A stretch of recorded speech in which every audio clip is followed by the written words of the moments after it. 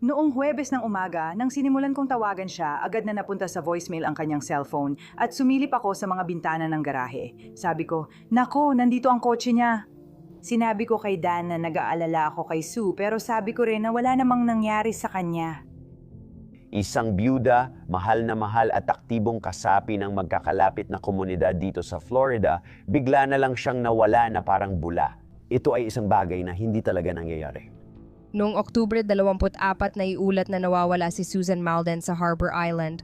Pinalabas nila na ikaw ang may gawa nito. Siniyasat nila ako. Hindi mo pinatay ang babaeng yon, hindi ba? Hindi. Diyos lang nakakalam tatawagin na kitang mamamatay tao, Benderam. Huwag mong gawin yan, lalo na sa telepono paparating na sila.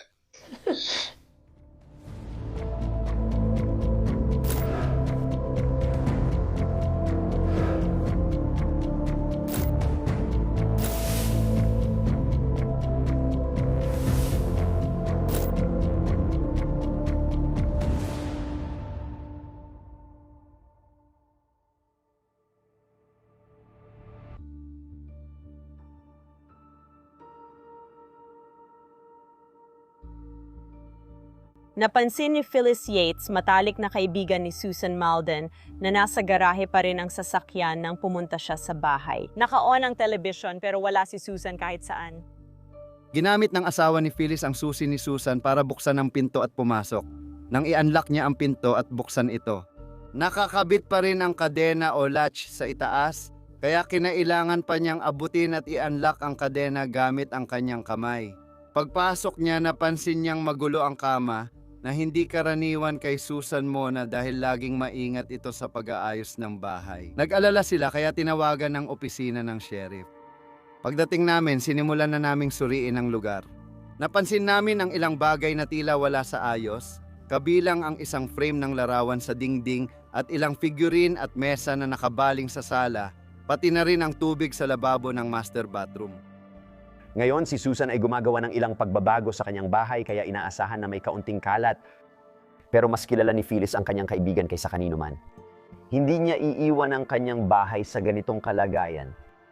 Napansin namin na parang may maliit siyang home office na nakaset up sa isa sa mga kwarto sa tabi ng banyo na giniba. Napansin nila na nawawala ang laptop ni Malden pati na rin ang kanyang telepono. Agad nagsimulang mag-imbestiga ang mga autoridad para hanapin si Susan Malden. Parang bigla na lang naglaho si Susan Malden. Napakakaiba nito, mga investigador. Agad nilang tinanong ang mga kaibigan at kapitbahay niya tungkol sa kanya. Si Susan Malden ay isang 65 anyos na biyudang British na naninirahan sa Fleming Island, Florida noong panahon na siya ay nawala. Bagamat wala siyang malalapit na kamag-anak na nakatira malapit, meron naman siyang matibay na samahan ng mga kaibigan. Si Susan ay napakasosyal. Kasali siya sa iba't ibang mga club. Ang pangunahing club na kinabibilangan niya ay ang British Club, kaya't isa siyang kilalang tao sa club na yon. Mahal siya ng lahat doon. Tagahanga siya ng Jacksonville Jaguars at kilala ng mga kaibigan bilang palabiro, masayahin at may magandang personalidad. Mula sa pananaw ng isang detective, ang unang bagay na gusto mong gawin sa isang investigasyon ng nawawalang tao ay tiyakin na hindi lang sila basta naglakbay at nagpasya na huwag sabihin sa kahit sino. Kaya't mabuting malaman mula sa kanyang mga kaibigan na siya ay sanay sa mga gawain. Nakikipag-usap siya sa mga tao ng regular, kaya't talagang hindi normal para sa kanya na bigla na lang mawala at hindi makipag-usap or sumagot sa mga tawag. Sa katunayan, may appointment siya sa doktor noong araw na yon na dapat niyang puntahan, ngunit hindi niya ito nadaluhan. Kaya lahat ng iyon ay hindi niya karaniwang ginagawa. Muling in-interview ng mga investigador si Phyllis Yates, kaibigan ni Susan Malden na unang nag-ulat ng pagkawala niya. Nagkikita kami ni Sue halos tuwing Miyerkules sa bahay niya at bawat linggo ay binibigyan niya ako ng balita tungkol sa kanya. Tinatawag ko siyang Jack Rabbit. Sige. Anong naikwento niya tungkol sa Concharter? Ngayon, pareho kaming hindi kilala ni Dan si Cory, parang wala lang siya sa amin. Ang alam lang namin ay nasa 40-S na siya at malakas na lalaki. Hindi namin siya kilala. Isa sa mga mahalagang ponto mula sa panayam ni Yates sa pulis ay sinabi niya sa kanila ang mga problema ni Malden sa kanyang kontratista, si Cory Bendrom. Pumasok si Susan sa isang kontrata kay Cory Benderham, kaya kinuha niya ito. Humingi siya ng paunang bayad, binigyan siya ni Susan ng higit 12,000, kaya kinuha niya ito. Sinira niya ang banyo ni Susan. Tinanggal niya ang sheetrock hanggang sa mga poste, inalis ang inidoro, lababo at mga cabinet, tapos iniwan na lang niya yon doon. At tuwing sinusubukan ni Susan na pabalikin siya para tapusin ang trabaho, palagi siyang may dahilan. Tuwing dapat siyang dumating tuwing Lunes, lagi siyang nagte-text kay Susan ng panibagong dahilan. Si Susan ay sobrang maingat at detalyado sa pakikitungo niya sa mga tao. May kalendaryo siya kung saan sinusulat niya ang petsa, oras, at mga sinabi ni Cory tuwing magkausap sila. Halimbawa, namatay ang kanyang kapatid na babae at kinailangan niyang pumunta sa ibang estado para kunin ang bangkay nito at siya mismo ang nag-uwi pabalik. Nahulog siya mula sa truck at nasaktan ang balikat kaya kinailangan sa ospital. Lagi siyang may dahilan na hindi makabalik sa trabaho na nakakainis para sa kanya. Sabi niya, di ka maniniwala sa ginawa ni Cory ngayon, Phil. Napahamak talaga ako dahil sa kanya. Isang araw, ilang linggo lang ang nakalipas, dumating siya at pumasok sa bahay niya at sinabi sa kanya kung gaano siya kaganda noong araw na iyon. Ilang taon ka na, Sue? 65 na ako, sagot niya. Ang ganda mo pa rin, balo ka ba? At sabi niya, oo, balo na ako. At sabi niya, grabe, ang ganda mo talaga. Sabi niya, naisip ko lang pwede ba akong makahiram ng pera? Sabi niya, mag-isa? Cory, may 12,000 ka na ng pera ko, wala na akong maibibigay sa'yo. Wala ka namang nagawa para sa akin ngayon. Ito ang kwento niya. Para sa akin, Nakakabahala ang paglalarawan. Naisip namin na baka hinahanap niya ng paraan para samantalahin ang mas matandang babae. At marahil sa pamamagitan ng pagbibigay ng papuri sa kanya, makukuha niya itong magbigay pa ng karagdagang pera. Maaring nagpapahiwatig din ito na sinusubukan niyang alamin kung mag-isa lang siya nakatira, kung magiging madali para sa kanya na magnakaw ng mga bagay. Sinabi ba niya na nainis siya o may sinabi tungkol doon? sinabi lang niya na sasamahan siya sa bangko at makikisama. Kaya sabi niya sa akin, Phil, hindi na talaga ako komportable sa kanya ngayon. Sabi ko, Sue, sinabi ko na may problema rito. Wala namang ginawa ang lalaki, sabi niya. Kaya kukunin ko na lang ulit pera ko. Ipinaalam ni Yates sa autoridad na haharapin ni Malden si Bendrum para bawiin ang pera at kapag tumanggi ito, tatawagin niya ang pulis. Galit siya Miyerkules sa kanya, kaya alam ko na kung magpakita siya at wala siyang dalang cashier's check, malamang hindi magiging maganda ang kalalabasan para sa kanya. Hindi niya naisip na baka hindi rin maganda ang mangyari para sa kanya at sa puntong iyon, sino ba ang nakakaalam kung ano ang nangyari? Matigas ang paninindigan niya. Kung may nangyari man kay Susan, siguradong may kinalaman si Cory doon. Hinahanap ko ang kaibigan ko at taimtim na nagdarasal sa Diyos na sana ay buhay pa siyang bumalik. Kung galit siya kasi kumuha ako ng iba para samahan siya kay Lou, yayakapin ko siya, iiyak kami, tapos papaluin ko siya dahil magagalit talaga ako. Tama, ang isang tunay na kaibigan ay ginagawa ang eksaktong ginagawa mo? Oo. Kung magalit man siya dahil doon, alam mo kung ano? Kaya kong mabuhay kahit di na kami magkaibigan, basta maibalik ko lang siya ng ligtas. Eksaktong pagkatapos makausap si Phyllis Yates, agad na nagsimulang magsiyasat ng mas malalim ang mga investigador tungkol sa kontratista ni Susan. Si Cory Benderham ay isang lokal na residente ng Clay County. Doon lumaki, doon nag-high school at maraming kaibigan. Ang asawa ni Cory, si Cassidy at ang dalawa nilang anak na babae, ayon sa lahat ay namuhay ng normal at karaniwang buhay Amerikano sa maliit na bayan ng Clay County. Nagtatrabaho siya sa CSX. Self-employed na kontratista siya. Magaling sa paaralan ng mga bata, maayos ang kapitbahayan at maganda ang samahan nila. Kumusta ka? Gusto ko lang mag-follow up sa'yo. ng ilang tanong. Sige. Ibig kong sabihin, sasagutin ko ang tanong mo. O ibig kong sabihin, Alam ko kung tungkol saan ito. Tungkol saan ito? paano naman si Sue? Dumating ang mga detective sa bahay ko nung Sabado at tinanong ako tungkol kay Sue dahil nakausap ko siya nung isang linggo. Nawawala pa rin siya. Nawawala pa rin siya. Nag-aalala kami sa kanya, kaya gusto kitang kausapin. Kailan mo siya huling nakita? Wala na doon. Mga alas 8.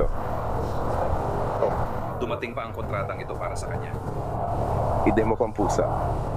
Halos 1.5 buwan bago niya malaman ang gusto niya sa tumpok. Nang binili niya ito, kinuha ko na. Pagkatapos, dumating na ang oras para pag-usapan ng bathtub at mga fixtures at lahat ng iyon. Hindi talaga siya makapag-desisyon.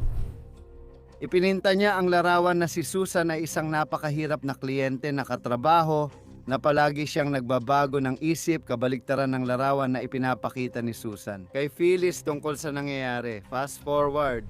Tumatanggap ako ng trabaho at naiinis siya pero di ako makaalis. handa na siya.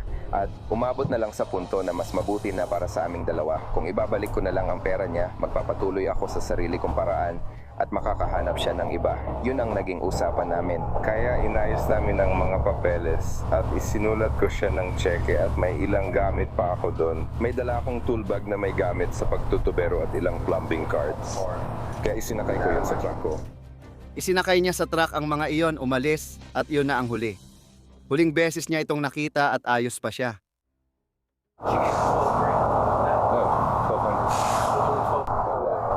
Lang ako noon. Para sa buong event, 12,000 lang ang binigay niya sa'yo. At yun din ang ibinalik ko sa kanya. Ayon kay Phyllis Yates, 12,000 ang halaga ng kontrata. Kaya nagtaka ang mga pulis nang bigyan siya ni Bindram ng tseke na 1,200 lang at sabihing sapat na iyon. Diretsahan na hindi yun ang hahanapin ng weekend.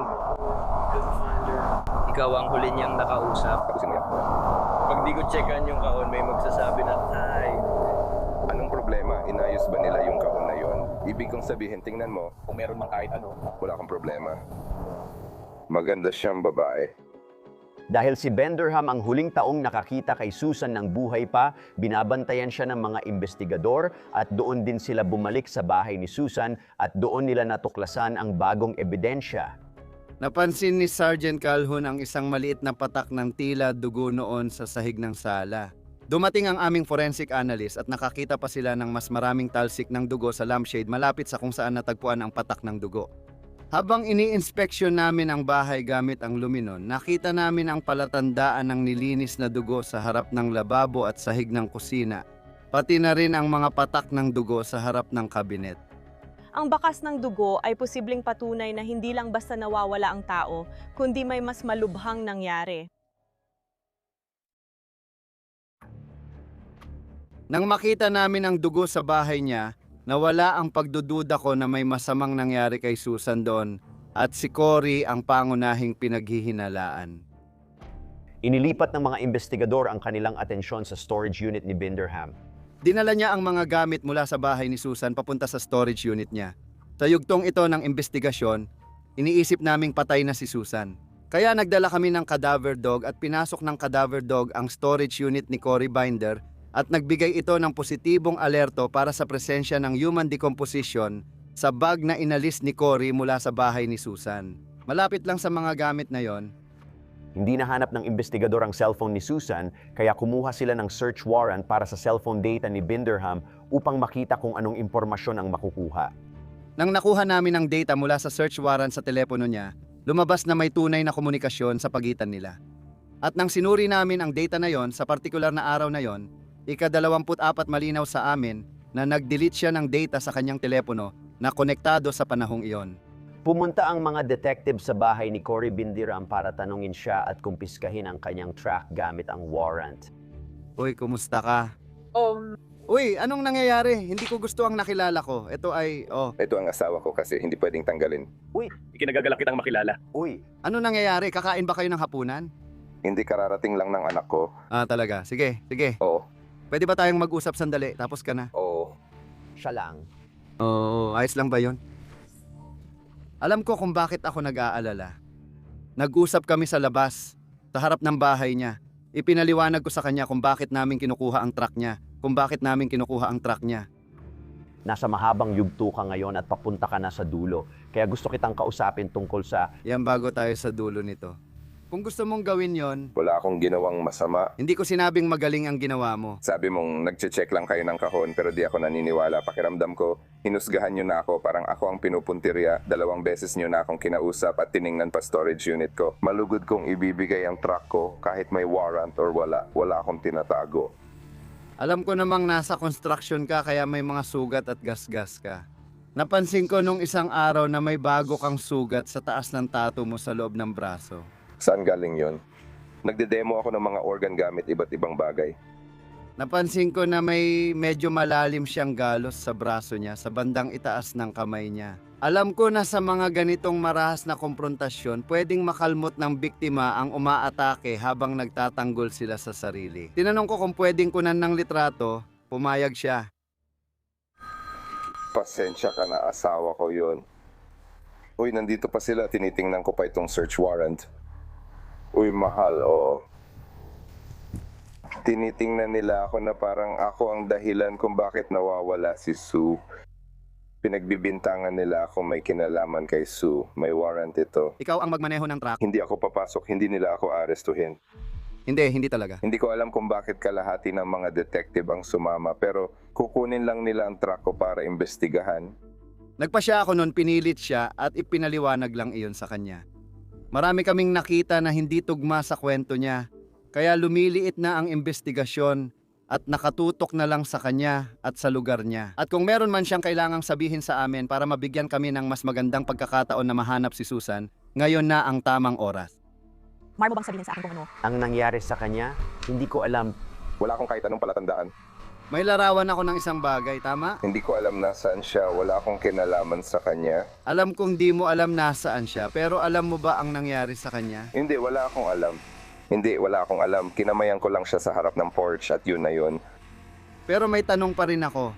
Sa tuwing kumukuha ako ng footage sa camera o pumupunta sa mga lugar at negosyo na baka napuntahan mo, wala sa mga ito ang nagsasabing hindi alam ni Cory. Lahat ay nagsasabing alam niya. Sinasabi mo sa akin ang gusto mong sabihin. May alam siya. Kumukuha siya ng litrato. Iniwan ko si Sue na nakatayo sa pintuan. Nagkamayan kami doon.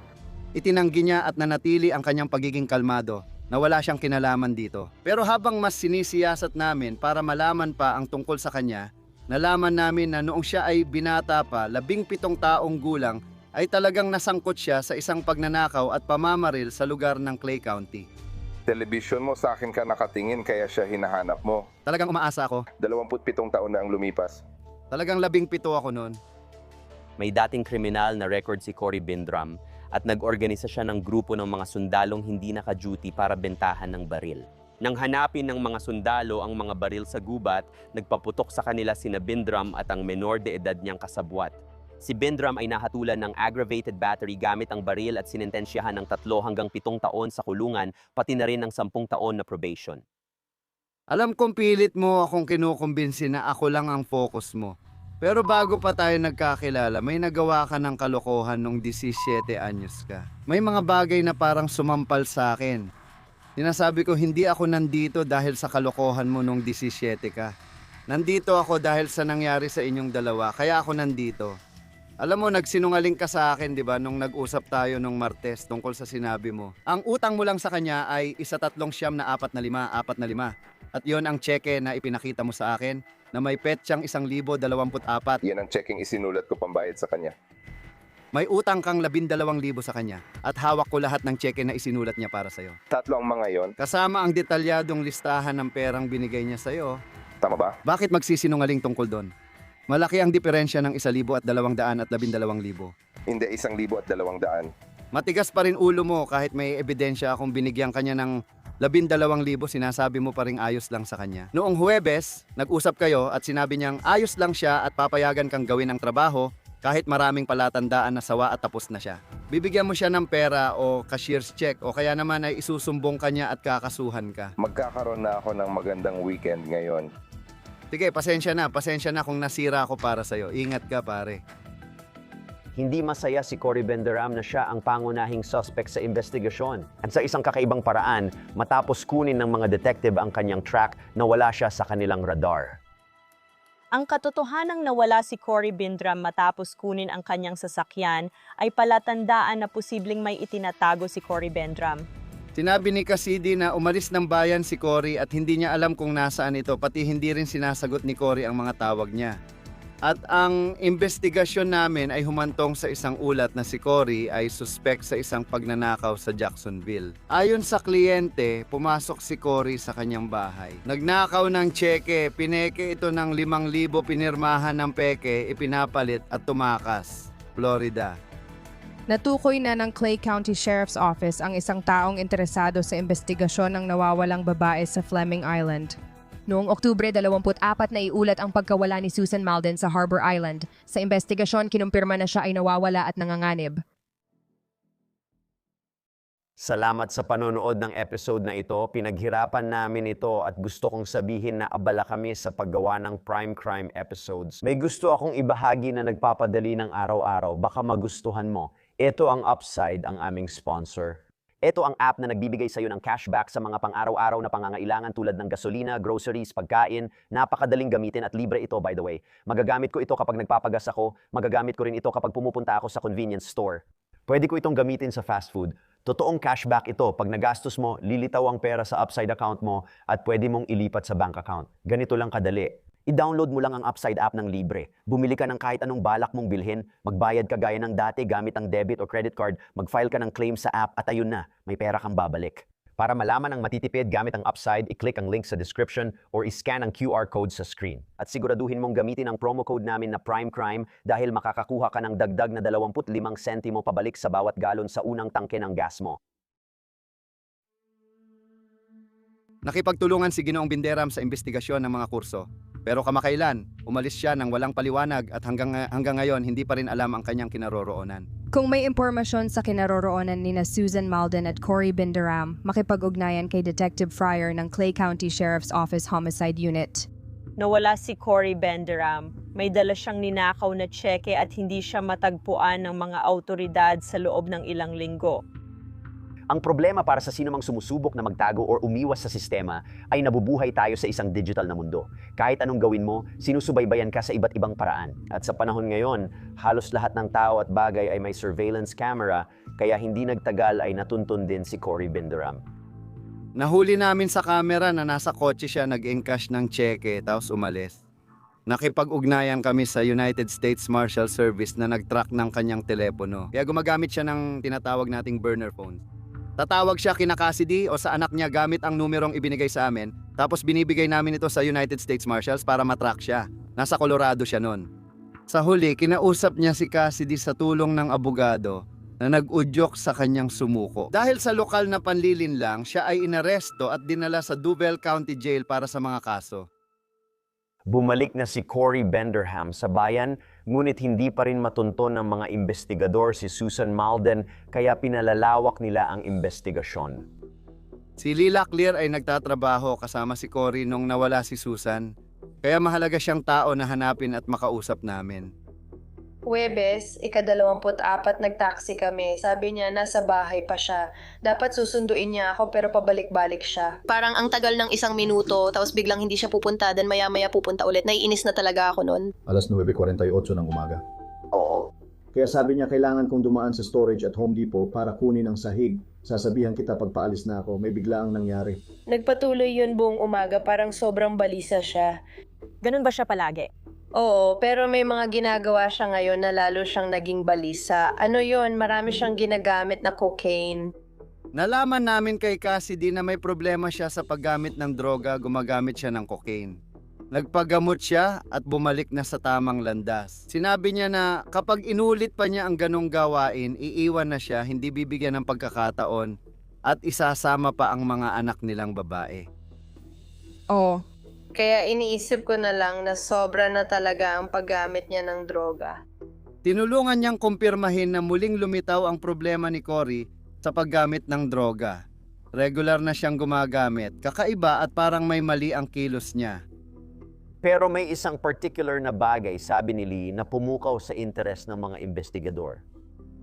Sinabi niya sa akin na kung sakaling pumatay siya ng tao at may gagawin siya sa katawan, itatapon niya ito sa isang partikular na lugar. Naalala mo bang sinabi mo yon at saan yon? Sa tapunan? Ikwento mo ulit sa akin ang buong kwento. Kaya pumunta kami sa tapunan at nagbababa kami ng mga gamit. Nagbibiro lang talaga ako noon. Sabi ko, ay, perfect na lugar ito para magtapon ng bangkay. Tapos sabi niya, oo nga, perfect na lugar nga ito para magtapon ng bangkay. Tapos nagbiruan at nagtawanan lang kami. Alam mo yun, hindi naman seryoso. Naalala mo ba kung saan kayo pumunta sa tapunan? Palagi kaming pumupunta sa parehong lugar na may malaking gusali, parang hinihila mo. Pagkatapos sa timbangan, mapapansin mong lahat ng kontratista nandoon kasi may sheetrock, carpet at pintura. Kaya parang mga basura ng konstruksyon. Yun lang, oo, lagi kaming sa parehong section pumupunta. Kinumpirma ito ni Lee Locklear sa panayam kasama ang pulisya. Ang tapunan ng basura na pinagbiruhan nila ni Cory Binderam tungkol sa paglilibing ng katawan ay ang Rosemary Hill Transfer Station. Madaling binibisita ni Cory Binderam ang tapunan ng basura na ito. Sa tingin mo ba talaga pinatay niya siya? Sa tingin ko ano? Na talaga niyang pinatay siya? Hindi ko talaga alam kaya may investigasyon para malaman ang nangyari at kung nasaan siya. Umaasa akong hindi ganun. Nakakatakot naman yon. Ay, Diyos ko. Si Lee Locklear ang nagbigay ng pinakamalaking lead sa mga detective ngayon. Kaya ang ginawa nila ay nag-set up sila ng isang kontroladong tawag sa telepono sa pagitan nina Lee at Binderam sa pag-asang magbubunyag pa siya ng mas maraming detalye. Uy, anong ginagawa mo? Babarilin kita. Bakit mo ako babarilin? Dahil kaka-receive ko lang ng tawag mula sa Clay County at magpapadala sila ng mga tao sa bahay ko para kausapin ako. Sige. Kaya... Di ko alam anong sasabihin ko. Pinalabas nila na parang ikaw ang gumawa nun. Iniimbestigahan nila ako. Hindi mo pinatay ang babaeng yon, di ba? Hindi alam ng Diyos. Tatawagin kitang mamamatay tao, Binderam Lu. Huwag mong gawin yan. Especially on the phone, they're probably Duda akong mangyayari yan. Nagtatanong sila tungkol sa lahat ng trabahong ginawa ko para sa'yo. Tinatanong nila ako kung anong mga materyales ang ginamit at mga bagay na ganon. May dala akong bag sa likod ng truck ko, alam mo yun, pero pare-pareho lang naman ang materyales. Yun ay insulation. At paulit-ulit nila akong tinatanong tungkol sa konkreto. Konkreto? Oo.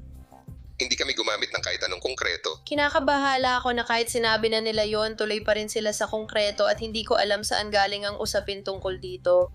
Bumili ako ng 2 bag ng konkreto nung araw na pumunta ako sa Strag Huwebes ni Karen. Nung kinuha ko ang sahig nila, bumili ako ng 60 pound na bag ng konkreto. At ano pa ba, dapat ba akong bumili ng silicone? Sinabi ko sa kanya na pumunta ako sa Home Depot kaya alam nilang bumili ako ng 2 bag ng konkreto. Nakuha ng pulis ang video mula Home Depot noong pagkawala ni Susan Malden kung saan nakita si Bindram na bumibili ng contractor bags at quick-dry konkreto. Para saan mo ginamit ang konkreto? Gagamitin ko sana yon para gumawa ng hagdan dahil kailangan ko ng wooden na hagdan. Sinabi ko rin sa kanya na gusto ko ng mas permanenteng solusyon. Oo. Kaya medyo nainis ako sa ideya na, alam mo yon, magbubuhos lang ng semento, alam mo yon, bilang isa pang hakbang. May natitira ka pa bang semento? Oo, nabasa yun sa likod ng truck. Ikaw yon, itinapon ko na. Ibalik mo na lang sa tindahan at magpa-refund, may resibo ka naman. Oo, tuwing lumalangoy siya, napupunta sa truck ko dahil hindi laging sarado ang itim na takip ng tangke. Pasensya na, naitapon na. Ano tingin nila, tinapon ko sa ilog, seryoso sila? Hindi ko alam pero sigurado ako may dahilan sila sa pagtatanong. Nang tanungin siya ni babae kung ano ang nangyari sa semento na binili niya nung umaga, sinabi niya na minsan tumutulo ang likod ng kanyang truck at nababasa, kaya itinapon niya ang mga sako ng semento at inalis na lang. Hindi naman ako lumapit sa ilog. Tara na, overacting lang sila, nagmumukha na silang tanga. Dapat tukuyin ng investigador kung ano ang ginawa ni Cory Binderam sa semento. Gamit ang datos mula sa cellphone tower at Life 360 app ni Binderam, natunto ng kanyang mga galaw nung araw na nawala si Susan. Bunga ng dating pag-abuso ni Cory sa droga ang datos mula sa Life 360. Napagkasunduan nila ng kanyang asawa na i-install niya ang app na iyon sa kanyang telepono para masubaybayan ng kanyang asawa ang kanyang mga galaw. Kaya isa pang bahagi ng palaisipan na naka-on ang Life 360 at 60 niya buong umaga. Nung pumunta siya sa Home Depot, nung umaga na yon, nung pumunta siya sa bahay ni Susan, at nung naka-atras siya sa garahe nito. Nasubaybayan namin gamit ang datos yon. At lumalabas na noong araw ng pagkawala ni Susan Malden, pinatay niya ito bandang 8:45 ng umaga ng halos 1 oras. Pinatay niya ang app kaya siya nawala sa digital na paraan dahilan ng pag-aalala ng mga awtoridad. Naging kakaiba nang makita naming pinatay ang Life 360 at 60 sa Rosemary Hill Landfill at muling binuksan pagbalik niya sa bahay galing landfill. Nang pumasok siya sa Rosemary Landfill, kailangan niyang mag-check-in at pagkatapos ay kinukuha nila ang kanyang timbang, pati na rin ang kanyang truck. Kabuuang timbang kasama siya at lahat ng laman nito. Pumasok siya na 300 pounds ang timbang at umalis siyang 300 pounds na mas magaan. Tandaan sa tawag ni Lee at Binderam, sinabi niyang 120 pounds lang ng konkreto ang itatapon niya. Ano ang diferensya? Alam namin ang timbang ni Susan noon dahil galing siya sa doktor at pag pinagsama ang bigat ng mga sako ng konkreto at timbang niya, eksaktong 300 pounds ang lahat. Kaya parang sinasabi nito na kailangan niyang balansihin ang timbangan kung dadalhin niya ang katawan ni Susan doon at itatapon ito. Ang malaking tanong para sa mga investigador ay kung ipagpapalagay natin na ang basurang itinapon ni Cory ay naglalaman ng parehong semento at mga labi ni Susan, nasaan nga ba ito eksakto? Ngayon, natutukoy na namin kung saan maaaring naroon ang kanyang mga labi. Pumunta kami sa isang pasilidad sa Folkestone, Georgia, Chester Island at nakipag-ugnayan sa FBI para magsagawa ng paghahanap sa mga labi ni Susan sa landfill ng Chester Island, ang lugar na hinahanap namin. Inilarawan nila to na parang kasing laki ng isang baseball dungeon, pero sa totoo lang, mas malaki pa ang pakiramdam ko doon. Ang taas-taas talaga, na pagdating namin doon, hindi mo na makita ang tuktok mula sa ibaba. Nagtapos ang autoridad sa paghahanap ng katawan ni Susan Malden matapos halughugin ng 7,600 toneladang basura. Ang impormasyong natanggap namin noon ay wala pang ahensya na matagumpay na nakarecover ng buong labi ng tao sa isang tambakan ng basura. Kaya hindi sila sigurado kung matatagpuan pa ang katawan ni Susan Malden. 9 na araw na kaming naghahanap at wala pa kaming natatagpuan. Alam mo yon, nagsisimula ka ng panghinaan ng loob at iniisip mong baka wala ka talagang mahahanap, lalo na kung 1 araw na lang ang natitira. Alam nilang si Susan Malden ang hinahanap nila, pero di nila alam ang lagay ng katawan niya noon. Kaya bawat bagay na makita nila, kailangang suriin, maliit man o malaki. Nasa ibaba ako noon at nagsasaliksik, tapos nakatanggap ako ng tawag na umakyat sa itaas ng deck at mukhang mahalaga raw ito. Narinig ko sa boses nila na seryoso ito.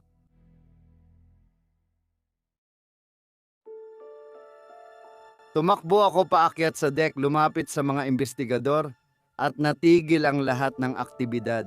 Nilapitan ko ang pinuno at sinabi niya, may nakita kami. Sa huli, nakita namin ang bahagi ng kanyang panga. Alam kong si Susan yon, wala akong pagdududa sa isip ko. Isa sa mga investigador namin ang pumunta sa lokal na dentista ni Susan, kinuha ang mga dental record. Ipinadala namin ang panga sa opisina ng Emmy at doon nila nakumpirma na iyon nga ay ibabang panga ni Susan Malden at bahagi ng kanyang mga labi. Sinimulan naming salain ang mga labi sa linya na iyon at doon namin nakita ang contractor bag na may natitirang bahagi ng kanyang mga labi sa loob. Kitang-kita sa mga bag ang parehong logo na tumutugma sa mga binili ni Cory nung umagang iyon bago siya pumunta sa bahay ni Susan. Kasama ang mga labi ni Susan Malden, nakahanap ang pulisya ng 2 kuko. Nagsagawa sila ng DNA test upang matukoy kung kaninong DNA kung meron man ang matatagpuan sa mga kukong iyon. Yang DNA sa kuko A ay natunton kay Susan Malden. Ang DNA sa kuko B ay natunton din kay Susan Malden, pati na rin sa isang lalaki. Bago nila mapanagot si Cory Benderam, kailangan pa ng mga autoridad ng isa pang bahagi ng ebidensya, ang sanhi at paraan ng pagkamatay. Isinagawa ng forensic pathologist ang autopsy at natukoy na homicide ang pagkamatay ni Susan Malden dahil sa blunt force trauma at pagkakasakal. Ang forensic pathologist ay nakagawa ng mahalagang tuklas na nagpatunay na ang hyoid bone ni Susan Malden ay nabali sa oras o malapit sa kanyang pagkamatay at hindi pagkatapos ng kanyang pagkamatay dahil sa pagkakaipit sa landfill. Ito ay tumutugma sa mga investigasyon ng homicide kung saan ang isang tao ay sinakal. Ngayon may matibay ng timeline at teorya ang mga investigador tungkol sa nangyari kay Susan noong araw na iyon at nakakakilabot ito. Noong Oktubre 24, 2019, si Cory Benderam ay papunta sa bahay ni Susan Malden. Noong umaga, bumili siya ng sako ng semento at contractor bag sa Home Depot para sa krimen. Pumunta siya sa bahay at kumatok. Naniniwala kami na pinapasok siya nito at agad niya itong hinarap. Tumakas siya mula sa kanya habang nagkakaharap sila, hinabol siya nito at sinaktan siya dahilan para bumagsak siya sa sahig. Patuloy siyang nagtangkang tumakas sa kusina, ngunit doon siya sinakal hanggang mamatay. Nilinis niya ang krimen. Ginawa niya ang lahat ng makakaya niya, lumabas sa pintuan ng garahe, isinakay ang kanyang bangkay kasama ang bag ng mga gamit niya, dinala ang katawan niya sa tambakan at itinapon siya sa landfill. Noong Enero 31, 2020, inaresto ng mga investigador si Cory Benderam sa pagpatay kay Susan Malden.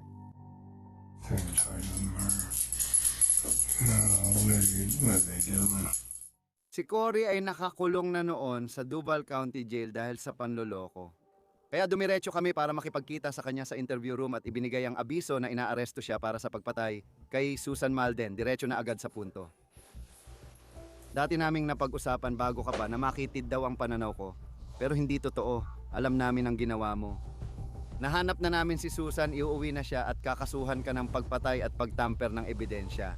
Simula pa lang ito. Alam kong mabigat para sa'yo pero klaro namang alam mo na to noon pa. Parang naghihintay ka lang. Sigurado ako hindi naman talaga.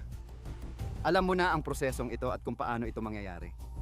Oo, sasabihin ko sa'yo, hindi ako magsasabi ng kahit ano. Magagalit ka na naman, nanalo tayo at nakuha ang katawan niya pero ikaw ang sinisingil. Wala akong alam dyan. Maraming paraan ng investigasyon ang ginawa namin para malaman kung may iba pang posibleng senaryo na may ibang tao na sangkot. At lahat ng investigasyon namin ay bumalik kay Cory Binderam. Gusto ko lang talagang malaman kung bakit. Yan ang dahilan kaya di ako mapakali gabi-gabi. Kasi sa puntong ito, lampas na kami doon. Kung ginawa mo yon, swerte mo. Mahalaga ngayon kung bakit at aalamin ko yan. Nasa iyo na pero balang araw gusto kong mag-usap tayo tungkol doon. Sige. May mga tanong ka ba para sa akin? Wala naman. Good luck! Halos 5 taon matapos unang iulat na nawawala si Susan Malden, doon lang nagsimula ang paglilitis kay Cory Binderam para sa kanyang pagpatay. Kinasuhan si Ginong Binderam ng murder in the first degree, pagnanakaw na may pananakit at pakikialam sa ebidensya. Ang akusado ay nagpasok ng plea na hindi siya guilty, na nangangahulugan na dapat ninyong ipagpalagay o paniwalaan na inosente ang akusado. Mataas ang pusta sa Florida ngayon dahil kung mapatunayang pumatay kay Susan si Cory Binderam, maaari siyang mahatulan ng kamatayan. Sa totoo lang, gusto kong ibahagi sa inyo ang isang sekreto na ginagamit namin dito sa Law and Crime na talagang makakatulong sa inyo. May sponsor kaming Truth Finder, isang makapangyarihang serbisyo sa paghahanap ng public records na ginagamit namin sa pagsaliksik ng mga tao sa mga kasong ito. Napakakapaki-pakinabang nitong resource na ito. I-type lang ang pangalan para makuha ang address, kasaysayan ng kriminal at magkaroon ng kapanatagan ng loob. Ang Truth Finder ay malaking serbisyo sa paghahanap ng pampublikong record sa United States. Sa bayad na subscription, may access ka sa walang limitasyong ulat tungkol sa halos sinuman. Kasama dito ang pagtukoy ng rehistradong sex offender sa inyong lugar. Manatiling may alam at ligtas. Gamitin ang Truth Finder now sa truthfinder.com/LC para suriin ang publikong record. Kaya noong Oktubre 24, 2019 binigyan ni Susan Malden si Cory Binderam ng ultimatum. Ibalik mo ang pera ko o magkakaroon ng mga kahihinatnan. At noong Oktubre 24, 2019, nawala si Susan Malden dahil ang mga salitang yun ang magpapaguhos sa buhay ng akusadong ito. Sa paligid ng bayan. ipinaglaban ng prosecution na may isang tao na may motibo para gustuhing patayin si Susan Malden at iyon ay si Cory Binderam. Pumunta siya sa bahay niya at pinatay siya. At pagkatapos ay itinapon niya siya na parang basura. Akala niya tapos na ang lahat para sa kanya. Ang mga ginawa ng akusadong ito ay magiging malinaw sa inyo? At isa pang malinaw na bagay ay siya ay nagkasala ayon sa paratang. Sa lahat ng tatlong kaso, palagay ko malakas ang kaso ng prosecution laban kay Cory Binderam kahit palatandaan lang ang ebidensya. Pero kapag may kaso kang pawang mga palatandaan lang ang ebidensya, ibig sabihin wala kang mga saksi na nakakita mismo. Kapag wala kang mga saksi na nakakita mismo, minsan sinasabi ng hurado, hindi sapat ito para sa akin. Ang pangalawang kaso ay ebidensyang palatandaan lang. Natagpuan ng mga labi ni Miss Malden. Nung natagpuan ng mga ito, may dalawang bagay. Nalaman ng DNA ni Cassidy, si Miss Malden lang ang nakaalam. Ang BI may halo ng 3 tao. Meron kang si Miss Malden, ang 2 pang tao ay isang hindi kilalang babae at isang hindi kilalang lalaki. Ang hindi kilalang lalaking yon at ang eksklusibong halo ng DNA na yon ay hindi si Cory Binder. Malaking bagay na hindi kay Binderam ang DNA dahil nagbibigay ito ng makatwirang pagdududa na mahalaga para sa depensa ng akusado. Ibawas ang mga kaso dahil may makatwirang pagdududa sa kasong ito. Ang prosekusyon ang may pananagutan ng ebidensya dito, kaya kailangan nilang gumawa ng malalaking hakbang para patibayin ang kanilang kaso. At dyan nila tinawag si Cassidy Binderam sa witness stand. Siya marahil ang pinakaangkop magsalita tungkol sa pagkatao at ugali ni Binderam noong di umano'y pagpatay na ito. Kilala mo ba ang isang lalaking nagngangalang Cory Maitland? Oo, siya ang dati kong asawa. And sa isang punto ng inyong kasal, nalaman mo ba na may problema ang nasasakdal sa droga? Oo, nalaman ko. Sinabi niya sa akin na gumagamit siya ng cocaine. Malaki ang ginagastos niya noon. Nagpunta ba siya sa rehab at sinubukang linisin ang sarili niya? Oo, iyon ang utos na ibinigay ko sa kanya.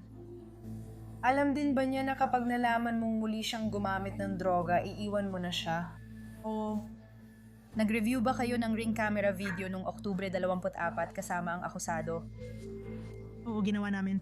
Nang pinanood mo ang ring camera noong 8:44 ng umaga pag-uwi niya, ano ang nakita mo doon? Isang bagay na napansin ko ay nung dumating siya sa bahay, ipinarada niya ng paatras ang kanyang truck sa aming garahe at isinara ang pintuan ng garahe. Iyon ay kakaiba dahil hindi ko pa siya nakitang gawin iyon dati. Ang isa pang mahalagang bagay ay noong dumating siya sa bahay at noong umalis siya, magkaiba ang suot niyang damit. Sabi ni Cassidy, nang tingnan niya ang footage, napansin niyang iba ang suot niya na kinumpirma namin sa footage ng Home Depot. Iba ang suot niyang damit nang dumating siya ng umaga bago pumunta sa bahay ni Susan. Tinawag naman ng prosekusyon si Thomas Smith, isang bilanggo na nakasama ni Binderam sa iisang selda at gaya ng inaasahan mo, may impormasyon siyang mahalaga sa kasong ito. Pumunta siya para kumuha ng pera para maningil ng pera. At sabi niya, hindi pa tapos ang trabaho niya at hindi pa siya pumapasok sa argumento at muli na namang nagwala ang situation. Nagkaroon ba ng karahasan sa pagitan ninyo? Sinabi niya iyon, nagsimulang sumigaw siya at sinusubukan niyang patahimikin siya, kaya sinaktan niya siya at pagkatapos ay nagsimulang sumigaw at sinakal siya. At meron ding footage ng interview ng pulis kay Thomas Smith kung saan mas detalyado pa niyang ikinuwento ang di umano'y sinabi sa kanya ni Binderam. Nabanggit niya ang tungkol sa pagsakal. Sabi niya, in-yoke niya ito, ibig sabihin sinakal niya. Sabi niya, kakaiba raw ang pakiramdam niya dahil may naramdaman siyang maganda. Hindi ka pa paniwala dahil hindi pa namin inilalabas ang impormasyong iyon kanino man sa investigasyon. Pero sa pagtatanong ng kabilang panig, ang depensa ay nagsabi, questionin ang kredibilidad ni Thomas Smith. Tama bang malaki ang tiwala mo sa paggawa ng pelikula? Opo, sir. Meron tayong isang kaso ng krimen na naresolba, tama ba yun? Opo, sir. Umasa kang makakatulong sa iyo ang pagtestigo sa estado sa 2 mo pang kaso ng pagvideo sa mga bata. May konsensya ka pa. Hindi po, hindi naman. O hindi ka nga naman? Hindi po, hindi naman. Madalas, pinagdududahan ng mga hurado ang mga impormante sa kulungan dahil may malakas silang motibo para magsinungaling, kadalasan kapalit ng pabor o kasunduan para sa kanilang testimonya. Patuloy na pinapaliban ng depensa ang pagtestigo ni Nicholas Kutu, teknisyan ng crime lab na nagsuri ng DNA sa labi ni Susan Malden. Direkta siyang nasa sentro ng pagtutok ng depensa. Noong Enero 2021 inilabas mo ang ulat na hindi isinama si Ginoong Bindrom sa DNA sa Kukobi. Tama. Si Cory Binderam ay na-exclude bilang contributor sa pinaghalong DNA profile na nakuha mula sa bagay na ito. Hindi lang siya na-exclude sa pinaghalong DNA ng Kuko B, kundi wala rin kahit anong DNA niya ang natagpuan sa Kuko A. Tama? Tama, ang DNA na nakuha ay tumutugma lang kay Susan Malden mula sa bagay na iyon. At wala ka nang natanggap na ibang depekto. Tama, isang tao lang ang nakalista bilang subject noon, si Cory Binderam. Naipaliwanag ng depensa ang pinaghalong DNA na nakita sa Kukobi. Napawalang sala si Cory Binderam. Kung tama ang prosecution na lumaban si Susan Malden, dapat may DNA ni Cory Binderam sa kanyang mga kuko. Gayunpaman, nakakita kami ng banyagang DNA, ibang tao ang natagpuan namin at wala kaming ideya kung sino ang taong iyon. Ayon sa depensa, iyon ang makatuwirang pagdududa. Matapos ang 4 na araw ng testimonya, magsisimula na ang closing arguments sa paglilitis. Hindi na natin mababawi si Susan Malden pero magpakailanman nangyari na ang lahat noong Oktubre 24, 2019. Iisa lang ang tao na masisira ang buhay kung magsusumbong si Susan Malden sa pulis. Isang tao lang ang may sala sa kasong ito, si Cory Binderam. Hinihiling naming ideklara siyang nagkasala sa 3 bata. Hindi tinabla ni Cory Binderam si Susan Malden. Ang patunay niyan ay ang banyagang DNA sa ilalim ng kuko ni Susan Malden. Walang DNA ni Cory Binram sa kuko at sa parehong mga kuko. Dahil hindi niya ito inatake, hindi rin niya ito pinatay. Ang totoong nangyari dito ay nagsimula ang mga pulis sa larawan ni Cory Venero at pinilit nilang magkasya ang kanilang investigasyon dito. Makikita mo ang mga pagdududa dahil sa hindi tugmang ebidensya, kakulangan at mismong ebidensya. Hiniling naming ideklarang walang sala si Ginoong Benram sa lahat ng kaso. Malalakas talaga ang mga argumento ng magkabilang panig sa paglilitis na ito. Pero ang totoo, hindi mo talaga alam kung ano ang tatatak sa isipan ng hurado. Matapos ang 4 na oras ng pag-uusap, bumalik sila dala ang hatol nila. Steve Florida laban kay Cory Lee Binderman. Walang hurado ang nagpatunay na nagkasala ang nasasakdal sa personal na pananakit ayon sa isinampang kaso. Walang hurado ang umamin o napatunayang nagkasala ang nasasakdal sa Berkeley pati pakikialam sa ebidensya ayon sa kaso. Kaya ililigtas ko kayong lahat. Matapos mahatulan ng unang antas ng pagpatay, nagkaroon ng paglilitis si Cory Bennett para pagdesisyonan ng hurado kung dapat siyang patawan ng parusang kamatayan. Sa isang mahalagang sandali, tinawag ng prosecution si Phyllis Yates. Tandaan siya ang nagpasimula ng investigasyon at nagbahagi ng pahayag ukol sa epekto ng krimen sa biktima para kay Susan. Nagpapasalamat ako na nakuha na namin ang hustisya. Kakapit na lang kami sa mga alaala kay Susan Malden noong Disyembre 2006. Sa huli naming lunch date ng matalik kong kaibigan noong Oktubre 23, 2000 at 19 umaasa akong magkikita kami muli ng espesyal kong kaibigan sa langit. Si Sue ay malaking biyaya para sa amin ni Dan at labis kaming masaya na kasama siya. Ang makilala siya ay mahalin siya. Bago bumoto ang hurado sa sentensya, binasa ng tagapagtanggol ng biktima na si Leah Wilson ang liham mula sa mga anak ni Cory Binderham. Mahal na mga miyembro ng hurado at kagalang-galang na korte, kami po sina Bailey at Megan Benderham. Kami ang mga anak na babae ni Cory Binderham. Hindi namin maisip na kayang saktan ni Papa ang kahit sino. Siya ay mapag-aruga at mapagmahal na ama namin habang buhay. Mahal na mahal namin ang aming ama at humihiling kami ng inyong awa tungkol sa kanyang sentensya. Magtitipon ang hurado para pagdesisyunan kung si Cory Binderham ay mabibigyan ng habambuhay na kulong na walang parole o kamatayan. Mga ginang at ginoo, alam kong may hatol na ang hurado para sa sentensya kay Cory Binderham. Ang Pangulo ng Hurado, ang nasasakdal na si Cory Louis Bennerman ay dapat hatulan ng habang-buhay na pagkakakulong na walang posibilidad ng parol. 5 kamatayan, 7. Bumalik ang hurado, 7 pabor sa kamatayan, 5 pabor sa habambuhay. Sa Florida, kailangan ng 8 boto para sa kamatayan. Dahil hindi ito nakuha, siya ay hinatulan ng habambuhay na kulong na walang parol. Talagang naniniwala ako na nakamit natin ang hustisya para kay Susan Malden at napanagot natin si Cory Binderham sa ginawa niya. Ang pinakamalaking natutunan ko sa investigasyon kay Susan Malden ay hindi mo talaga alam kung sino ang mga nakakasalamuha mo araw-araw, kaya mahalagang siguraduhin na kilala mo ang pinapapasok mo sa bahay.